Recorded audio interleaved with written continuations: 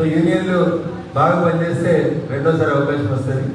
బాగా పనిచేయకపోతే కార్మికులు ఆగ్రహానికి గురైతే అందరూ సరిగా న్యాయంగా జరగలేదని భావించినప్పుడు ఆ యూనియన్ ఖచ్చితంగా వచ్చేటువంటి ఎన్నికలలో ఎట్లాంటి ఇబ్బందులు ఎదుర్కొంటుందో నాకంటే ఎక్కువ మీకు అందరికీ తెలుసు. సో కార్మికుడు కోరుకునేది ఏముంటుందంటే, నేను పనిచేస్తా ఉన్నా, నేను నిజాయితీగా ఉన్నా, నేను ఎన్నుకున్నటువంటి నా యూనియన్ కూడా అంతే నిజాయితీగా ఉండాలి.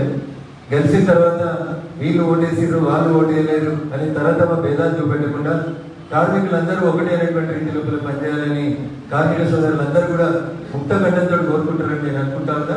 మా యూనియన్ కూడా అదే రీతి లోపల పనిచేస్తుందని చెప్పి నేను మీకు 100% అష్యూరెన్స్ ఇస్తా ఉన్నా.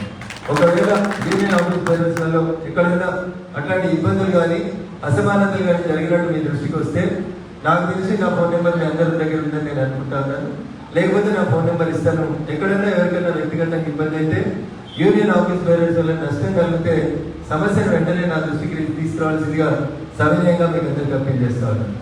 నాతో ఫోన్లో మాట్లాడడం మీకు ఇబ్బంది అనిపిస్తే 2 లైన్లు మీరు SMS పెడితే, సార్ నాకు ఇబ్బంది జరిగింది మా కంపెనీలోని, మీరు 2 లైన్లు SMS పెట్టి మీ పేరు చెప్తే నేను వెంటనే మళ్ళీ మీకు కాంటాక్ట్ చేసి కూడా మీ సమస్య పరిష్కారం చేస్తానని చెప్పి నేను తెలియజేస్తూ, సలహాలు సూచనలు ఇవ్వని కోరుకున్నప్పుడు ముందుగా పెద్దలు ఎల్లారెడ్డి గారు వేసి మాట్లాడింది. ఎల్లారెడ్డి గారు మాట్లాడుతున్నప్పుడు కార్మికుల యొక్క ఉద్యోగ భద్రత గురించి వారు బాగా ఆవేదన చెందిండ్రు. మరి మేము అధికారంలోకి వచ్చిన తర్వాత, లేదా నేను రిప్రజెంట్ చేస్తున్నటువంటి యూనియన్ అధికారంలోకి వచ్చిన తర్వాత ఎవరికైనా ఉద్యోగం పట్ల ఏమైనా ఇబ్బంది కలిగిందేమో నా దృష్టికి అయితే లేదు. ఎల్లారెడ్డి గారు ఏమైనా వ్యక్తిగతంగా పలానా వ్యక్తికి ఇక్కడ ఉద్యోగ భద్రత లేదు, పలానా వ్యక్తి మీద వెంజెన్స్ పాలిటిక్స్ జరిగినాయి, కక్షపూరితంగా ఈయన ఉద్యోగుల నుంచి యాజమాన్యం తొలగించింది అనేది ఏమంటే ఎల్లారెడ్డి గారు నేను నా దృష్టికి తీసుకురండి, నేను ఖచ్చితంగా వారికి న్యాయం చేస్తానని చెప్పి తెలియజేస్తాను. లేదు వాళ్ళు చెప్పింది జనరల్గా అందరి విషయంలో అయితే ఏ యూనియన్ ఏం చేస్తారో నాకు తెలియదు, కానీ నేనైతే కార్మికులకి షోకాజ్ నోటీసులు ఇవ్వడాలు, కార్మికులను బయట పెట్టడాలు, ఎంక్వైరీ పేరిట వేధించడాలు అనే ఈ కార్యక్రమానికి నేను పూర్తిగా వ్యతిరేకం. అది ఏ యూనియన్ నేను మాత్రం అంగీకరించను. ఏ యాజమాన్యంలో నేను ఖచ్చితంగా ఉద్యోగ భద్రత విషయంలో కాంప్రమైజ్ అయినటువంటి క్వశ్చన్ లేదు. కొంతమంది ఏదో చెప్తున్నారు సెమీ స్కిల్డ్ కొంతమంది ఇటు మార్చినారు అటు మార్చినారు. నేను వచ్చిన తర్వాత అయితే సెమీ స్కిల్డ్ కానీ అట్లాంటి విషయాలలో మార్పులు చేర్పులైతే ఇంతవరకు ఏం జరగలేదు. మన యాజమాన్యంతో జరిగినటువంటి చర్చలలో చాలా స్పష్టంగా చెప్పిన నేను ఈ యూనియన్ ఆ యూనియన్ వీళ్ళు ఇట్లా వాళ్ళు అట్లా అవన్నీ మీకు సంబంధం లేనటువంటి అంశాలు. ఎవరికైతే గత సంవత్సరంలో ఆగిందో ఆ ప్రాసెస్ ని వెంటనే స్టార్ట్ చేయండి. నువ్వు నేను లేకుండా గతంలో మీరు ఏ రకమైనటువంటి ప్రాసెస్ ని బేస్ చేసుకొని ప్రమోషన్స్ ఇచ్చినారో ఈసారి కూడా అట్లే ఇవ్వండి. పాలసీ మార్చాల్సిన అవసరం లేదు. యూనియన్ మారింది కాబట్టి ఇక మేము ఇన్ని పేర్లు ఇస్తాం, వీళ్ళకి ఇవ్వండి ప్రమోషన్, వీళ్ళని పక్కన పెట్టండి అనేది ఏం లేదు సార్. యాజ్ ఇట్ ఈజీగా ఉన్న వాళ్ళందరినీ కూడా ప్రమోట్ చేయమని చెప్పి నేను సింగిల్ లైన్ మీ మేనేజింగ్ డైరెక్టర్ తప్ప దాంట్లో కొత్త సిద్ధాంతాలు ఎగ్జాంపుల్ పెట్టుండ్రి. ఈయన మన యూనియన్ కాబట్టి ఈయన ప్రమోషన్ ఇయ్యండి, ఆయన ఇంకో యూనియన్ కాబట్టి ఆయన డిమోషన్ ఇయ్యండి అనే విషయం నేను చెప్పలేదు, చెప్పను కూడా భవిష్యత్తులో. నాకు తెలిసి పోయినసారి కొంత డిస్టర్బెన్స్ జరిగినట్టుంది. 200 పైసలు ఉంటే ఒకసారి 130 పైసలు వాళ్ళకి ఇచ్చి కొంతమంది రావడం కొంత గందరగోళం మీద ఉంది. బహుశా ఈసారి అట్లా ఏముండదు. ప్రమోషన్ పాలసీ అంటూ ఉంటే అందరికీ సెమీ స్కిల్ నుంచి స్కిల్డ్ కానీ అన్స్కిల్ నుంచి సెమీ స్కిల్కి వచ్చే వాళ్ళు కానీ సేమ్ ప్రాసెస్ ని ఉపయోగిస్తాం. అక్కడ కూడా మళ్ళీ మీరు గుర్తుపెట్టుకోండి, ఈ యూనియన్ ఆ యూనియన్ అనేటువంటి తేడాలు ఏముండే ఎల్లారెడ్డి గారు 100% ఉద్యోగ భద్రత ఉంటుంది. సెమీ స్కిల్ ప్రమోషన్ విషయంలో కూడా అంతే పారదర్శకంగా ఉంటాం. రెండో క్వశ్చన్ అంటూ లేకుండా కార్మిక సోదరులందరినీ కూడా మా కుటుంబ సభ్యులుగా చూసుకుంటా ఉంటారు. ఇకపోతే వారు ఓటీల విషయానికి వచ్చినప్పుడు కొంత ఫస్ట్ షిఫ్ట్ లో ఇస్తున్న వాళ్ళకి ఓటీ ఇస్తా ఉన్నారు, ఆయన డెలివరీ సెకండ్ షిఫ్ట్ లో వచ్చిన ఆయన ఓటీ ఇస్తున్నారు అంటారు. అది కూడా ఏమైనా స్పెసిఫిక్ గా ఉంటే చెప్పండి. మామూలుగా ఆరోపణలాగా నిన్నదాకా ఆయన ఓటీ ఇచ్చినారు, ఆయన తర్వాత నేను డెలివరీ వస్తే నాకు ఓటీ ఇవ్వలేదు అట్లా వేగంగా చెప్పకుండా పలానా రోజు పలానా షిఫ్ట్ లో ఇది జరిగిందని స్పెసిఫిక్ గా ఉంటే నాకు ఒక టెక్స్ట్ మెసేజ్ పెట్టండి, నేను ఆయన స్పీక్ టు యువర్ హెచ్ఆర్. ఇది ఎల్లారెడ్డి గారు రేజ్ చేసినటువంటి అంశాలకు సంబంధించినటువంటి విషయం. ఇకపోతే పెద్దలు రాజయ్య గారు మాట్లాడినారు. చాలా కాలం పాటు యూనియన్ని అధికారంలో నడిపినారు. వారు జనరల్ సెక్రటరీగా పనిచేస్తున్నారు. యూనియన్ అగ్రిమెంట్ సంతకం పెట్టినారు. అగ్రిమెంట్ సంతకం పెట్టే కంటే ముందు ఏ యూనియన్ కైనా మేనేజ్మెంట్ ఒక డ్రాఫ్ట్ కాపీ ఇస్తుంది. వారం రోజులు 10 రోజులు ఒకసారి 2 సార్లు 3 సార్లు చదువుకొని దాంట్లో ఏమైనా మంచి చెడులు ఉంటే మనకు అర్థమైతే మనకు అర్థం కాకపోతే మన కౌన్సిలర్స్, మన అడ్వైజర్స్, మన వకీల్లో ఎవరితో చదివించి చేయాలని అనుకుంటాం. జనరల్గా అడ్వైజ్ చేస్తాం. వారు ఒక పెద్ద మనిషితో మాట చెప్పిండ్రు, మా వల్ల పొరపాటు జరిగింది, మేము 97 రూపాయలు అనేది చూసుకోకుండా సంతకం పెట్టామని చెప్పి వారు అంగీకరించినారు. సరే వారు అంగీకరించాలి, ఇంతమందికి కార్మికులకి వారి క్షమాపణ చెప్పాలని నేను ఎప్పుడు కోరుకోలేదు. బట్ పెద్ద మనిషితో రాజయ్య గారు అంగీకరించినారు అని నాకు తెలుసు. ఒకసారి అగ్రిమెంట్ జరిగిన తర్వాత యాజమాన్యానికి కార్మికులకు మధ్య జరిగినటువంటి అగ్రిమెంట్ ని ఎప్పుడు సవరించగలుగుతారో నాకంటే ఎక్కువ రాజయ్య గారికి తెలుసు. వారు మాట్లాడారు, శివ గారు మాట్లాడారు, శివ గారికి కూడా తెలుసు. అదే రకంగా శంకర్ రెడ్డి గారు కూడా ఇంతకుముందు యూనియన్ లో జనరల్ సెక్రటరీ చేసినారు. ఒకసారి ఒక ఒప్పందం యాజమాన్యానికి కార్మిక సంఘానికి మధ్యలో ఒక ఒప్పందం జరిగితే ఆ ఒప్పందాన్ని మళ్ళీ సరిదిద్దడానికి ఉన్నటువంటి అవకాశం ఏంటనేది రాజయ్య గారికి కానీ శివారెడ్డి గారికి కానీ తెలుసు.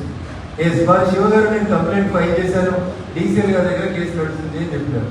ఈ విషయం మన శ్రీనివాస్ రెడ్డి గారితో నేను కూర్చున్న రోజు వారి దృష్టికి తీసుకురావడం జరిగింది. ఆ రోజు పుష్పరాజు గారు చెప్పినారు, ఇది మా లా డిపార్ట్మెంట్ వాళ్ళకి ఇస్తా ఉన్నారు సార్, ఇది సాధ్యమైనంత త్వరగా డీసీఎల్ గారికి ఏ రిప్లై ఇస్తామో ఆ రిప్లైని యూనియన్ నోటీస్ బోర్డు లో కంపెనీ కార్మికులందరికీ తెలిసే రీతి లోపల యూనియన్ నోటీస్ బోర్డు లో పెట్టమని చెప్పారు. ఇది ఆల్రెడీ జేసీఎల్ గారి దగ్గర సబ్సిడీస్ అయింది, ఆల్రెడీ ఒక పిటిషన్ అక్కడ ఫైల్ అయింది. కాబట్టి దాని మీద వచ్చేటువంటి నిర్ణయం, జేసీఎల్ గారు ఇచ్చే నిర్ణయం ఏదైనా అది మీరు మేము అందరం కూడా అంగీకరిస్తాం. దాంట్లో ఎవరికి ఎట్లాంటి శేషమిషాలు అవసరం లేదు. ఒకవేళ అక్కడ ఆర్డర్ రాలేదు, యాజమాన్యంతో మేము చర్చలు జరిపేటువంటి సమయం దాకా ఆ అంశం అట్లే పెండింగ్ ఉండి మేము ఇచ్చినటువంటి చార్జ్ ఆఫ్ డిమాండ్స్ మీద చర్చలు జరిగేది కాక కూడా ఈ 97 రూపాయల అంశం అట్లే ఉంటే ఖచ్చితంగా మేము అంశాన్ని రీఓపెన్ చేస్తాం. దాని మీద ఒక చర్చ జరుగుతుంది. క్యాలిక్యులేషన్ లో తప్పు జరిగిందా, ఉద్దేశపూర్వకంగా తప్పు యాజమాన్యం రాస్తే కార్మిక సోదరులు తెలిసి తెలియక సంతకం పెట్టినా అది ఏం జరిగింది అనేది కొత్త వేతన ఒప్పందానికి సంబంధించిన చార్టర్ ఆఫ్ డిమాండ్స్ వరకు జేసీఎల్ గారు ఈ సమస్యని పరిష్కారం చేయకపోతే definitely it will be reopen while the charter of demand discussions are going to be conducted. ఆర్థిక అంశాలకు సంబంధించిన ఏ అంశమైనా ఒకసారి అగ్రిమెంట్ సంతకం పెట్టి ఫ్రీజ్ అయిన తర్వాత మళ్ళీ అగ్రిమెంట్ చర్చలను మాత్రమే రీఓపెన్ అయితే తప్ప మధ్య మధ్యలో చర్చించడానికి అవకాశం ఉండదు. మధ్య మధ్యలో చర్చించడానికి ఉన్నటువంటి ఒకే ఒక అవకాశం లేబర్ డిపార్ట్మెంట్ దగ్గర కంప్లైంట్ ఫైల్ చేయడం. అది మన కార్మిక సోదరులతో ఫైల్ చేసినారు. పాజిటివ్ వస్తుందని ఆశపడదాం.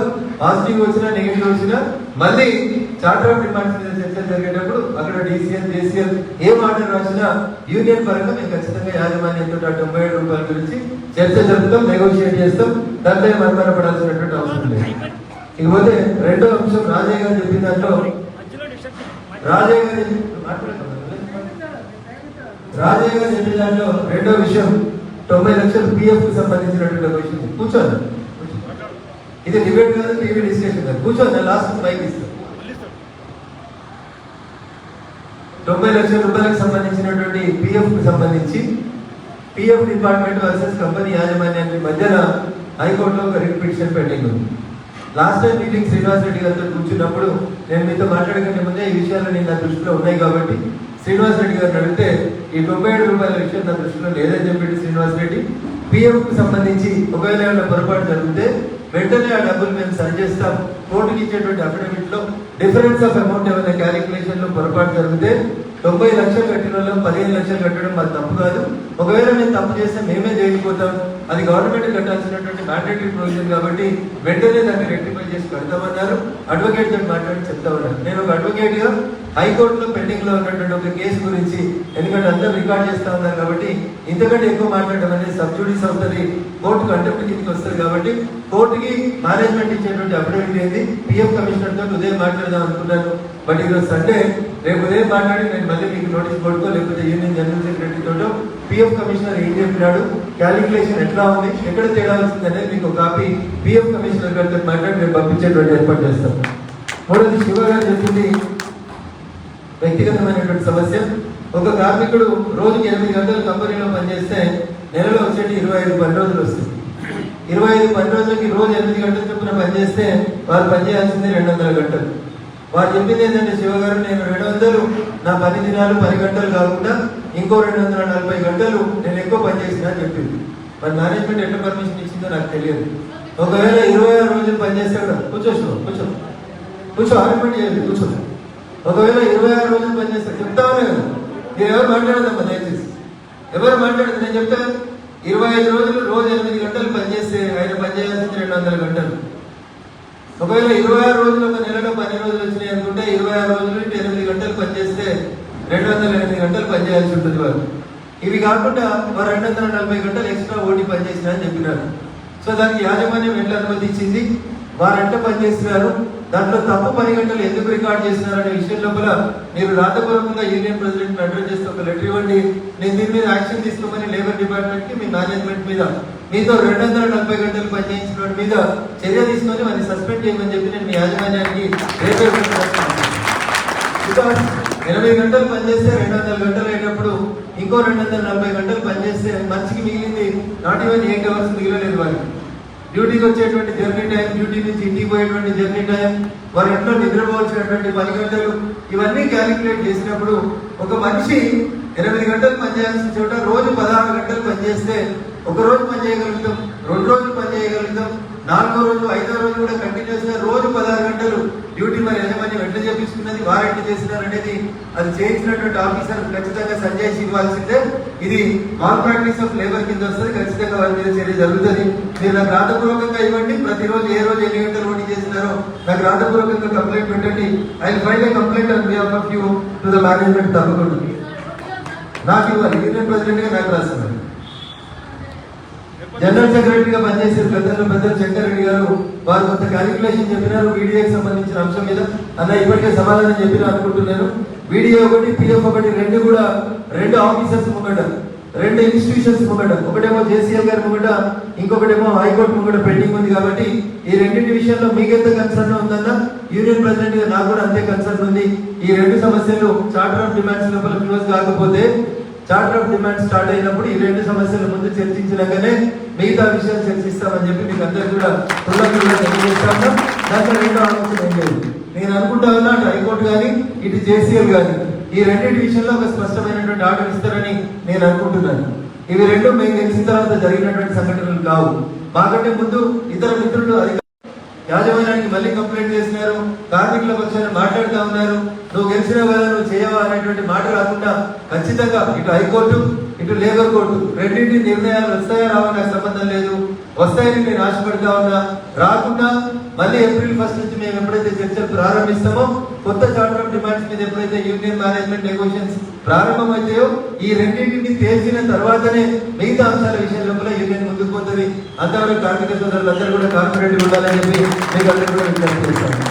సరే, చార్టర్ ఆఫ్ డిమాండ్స్ లోపల మిత్రులు రకరకాలైనటువంటి అంశాలను ప్రస్తావించినారు. అందులో చాలా వరకు మీ సంబంధంతో రాసినారని నేను అనుకుంటున్నాను. ఒకవేళ అందులో ఏమైనా మీకు ఇబ్బంది అనిపించినటువంటి అంశాలు ఉంటే, ఇంకా మార్పులు చేర్పులు చేయాల్సినటువంటి అంశాలు ఏమైనా ఉంటే ఇంకా టైం ఉంది. నా దృష్టికి తీసుకొని వస్తే ఇంకొక 3 days తర్వాత ఫైనల్ డ్రాఫ్ట్ అది నేను మళ్ళీ ఒకసారి చదివి సంతకాలు పెట్టి పంపిస్తాను. ఈ 3 రోజులలో మీరు ఇంకేమైనా సలహాలు సూచనలు ఈ చార్టర్ ఆఫ్ డిమాండ్ లో జోడించాలనుకుంటే యూనియన్ ఆఫీస్ గారు లేదా శ్రీనివాస్ గారికి ఇవ్వండి, లేదా వారికి ఇవ్వడం మీకు మొహమాటం అనిపిస్తే నాకు ఇచ్చినా నేనేం ఇబ్బంది పడను. నేను పోయేటప్పుడు నా ఫోన్ నెంబర్ ఇచ్చిపోతాను, టెక్స్ట్ పెట్టండి సరిపోతుంది.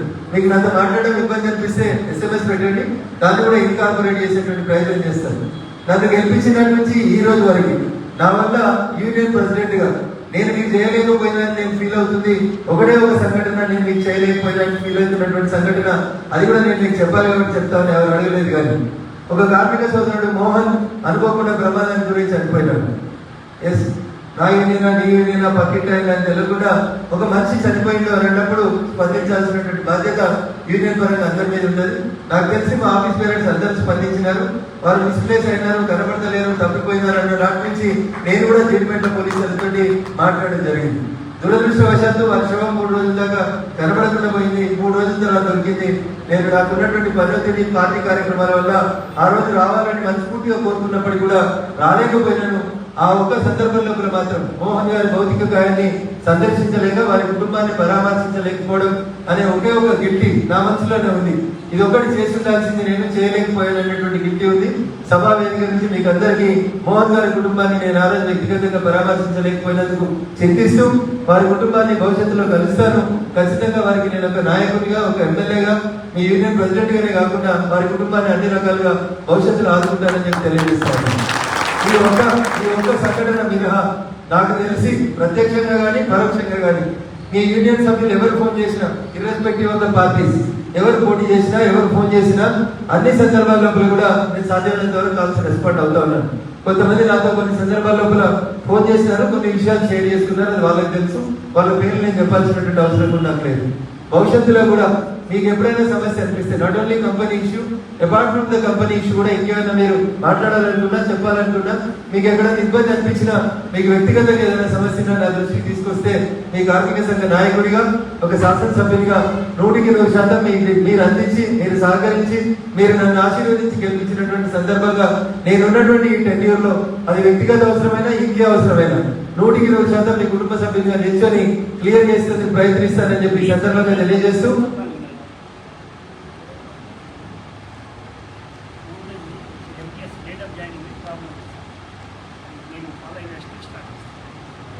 ఇవి కాకుండా ఇంకేమైనా సమస్యలు మర్చిపోయినాయంటే దయచేసి నేను మళ్ళీ చెప్తా ఉన్నాను. మా మిత్రులకు కూడా చెప్తా ఉంటాను, ఆఫీస్ పేరెంట్స్ చాలా ఓపిక ఉండాలి. ప్రతిపక్షం నుంచి సలహాలు వచ్చినా, స్వపక్షం నుంచి సలహాలు వచ్చినా, విమర్శ వచ్చినా, విమర్శ కోసం చేసే వాళ్ళు ఎవరు, మంచిగా మనం బాగుండాలని విమర్శించే వాళ్ళు ఎవరు అనేది మనం అర్థం చేసుకోవాలి. ఆ రెండింటి మధ్యలో తేడా ఉంటుంది. కొందరు అదే పనిగా తింటారనుకుంటారు, మనం ఎంత మంచి చేసినా తింటే వాళ్ళు ఉంటారు, వాళ్ళు ఎందుకు తింటున్నారు అనేది అందరికి తెలుస్తుంది.